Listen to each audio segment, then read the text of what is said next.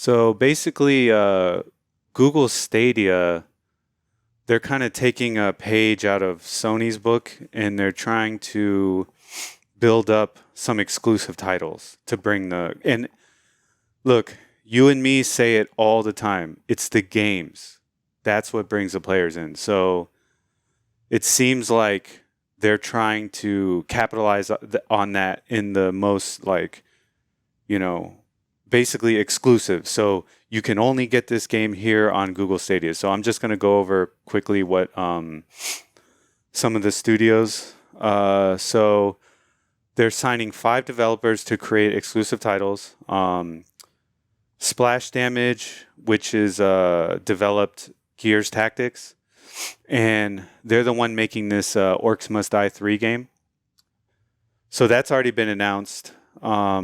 And I've never even heard of Orcs Must Die 1 or 2. Yeah, I've heard of it. I've never played it though. It looks like a kind of like a cartoonish. Man, what are those games where like you set up traps and stuff? Tower Defense? Yeah, I think so. But that's just off the top of my head. Oh, okay. No, I'm sorry. Splash Damage is making a multiplayer game called Outcasters. Okay. Robot Entertainment, they're the ones doing Orcs Must Die. And Okay. then they're hiring rock band developer Harmonix and Until Dawn studio Supermassive Games. And so they're supposed to work on exclusive titles as well. And then they're bringing in a more unknown developer called Uppercut Games. And they made mobile games Epoch and Submerged. So that's pretty much their play right now. They're just trying to throw Stay money. afloat. Yeah. They're trying to stay afloat. Yeah. So, I mean, what do you think? Do you think, and we're going to get into the Xbox news later, but so what do you think? Do you think they're making the right moves, or do you think that's good for gamers? Do you think it's bad for gamers? What do you think? I think choice in general is never bad for gamers, but what they're doing as a business, I Hmm. think it's too little too late in Okay. terms of, when they came out with this program, I was like, who would be interested in this? Hmm. It's actually expensive to just buy the games, not have any ownership over them. Hmm. Yes, you have the ability to play them anywhere technically, but you're restricted to specific devices, and they're And all you within need Hmm? insane bandwidth. Exactly, Yeah. exactly. So it all seemed like a failing proposition to me to begin with. Not to mention they didn't even have any kind of exclusives to become a selling point. They had all these games that already existed Yeah. elsewhere. What they have? Destiny. I think Destiny came out on it. Division maybe, and some Square Enix titles like Final Fantasy Yeah. 15, and they all ran poorly, or even worse on the Stadia platform. Yes. So to me, and how long has this been out? For like a year now? Yeah, I think I so. I just haven't really been Almost a paying year. attention. Yeah. And to be honest, I think it's too little, too late. These don't seem like system selling games No. at all. No. Orcs Must Die doesn't say anything to me. No. Harmonix, I can't recall the last game they made. And Rock Band, has gone down the wayside. Even when they tried to revive it with Rock Band Live, I believe, Yeah. It it hasn't. just Yeah. it just didn't take. I think people played So, enough of Rock Band. excuse me. I think people just played enough of Rock Band. Fair, fair, but Like, there's always a new generation of gamers coming out. yeah. I mean, people are growing up with gaming, and I think they could attract that new generation, but somehow it's missing. Yeah.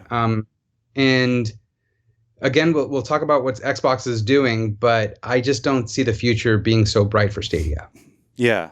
Um, so I do want to say that they are kind of so if we lived in South Korea where they have a like infrastructure that's one of the best in the world for broadband, Yes. if you live somewhere like South Korea, I think it's definitely more doable.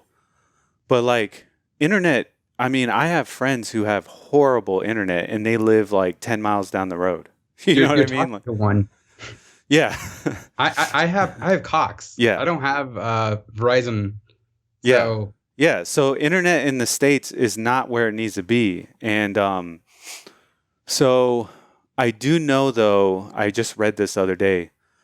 Apparently, Joe Biden was saying if he wins, he's gonna try to build a new internet infrastructure for America. So that is something that is sorely needed in America. We just don't have the backbone needed for Stadia. I mean, it's just not there. honestly, the internet should be a utility. Everyone should have internet. Yeah, so that's what And, and, the and, program is and supposed to be, a municipal broadband. So yeah, it's but supposed to be more like in a my honest utility. opinion, the pandemic has definitely shown that people need internet, and especially now where businesses have been closed and a lot of things have been taken to home, Yeah. a lot of people need the internet to survive Yeah. and to just accomplish their day-to-day work. Yes. So go ahead. And I was just gonna say, like, cable companies, they're not responsible.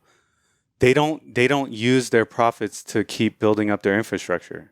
They just don't do it. So yeah, I think we do need kind of like a public utility. Yeah, you pay for it, but it's maintained in a way where everyone is given the best internet access available to them. I really Yeah, think that's exactly. Like what's needed. stop blocking or gating or throttling internet. Yeah. For what purpose? Well, I mean, To make a profit. to make a profit, but right now it's actually hurting the economy because everyone's Exactly. working from home, like you said. So I'm fully on board with that. So And I'm gaming from home, and I need that broadband to Yeah. play my MMOs. it's the upload of cable. The upload of cable is horrendous. Yes. It is so bad. But yeah, I mean, I lucked out. I got Fios, but even then, I mean, we had to have like a meeting, and then we had to vote to have it, and it was just like, God, it's so annoying.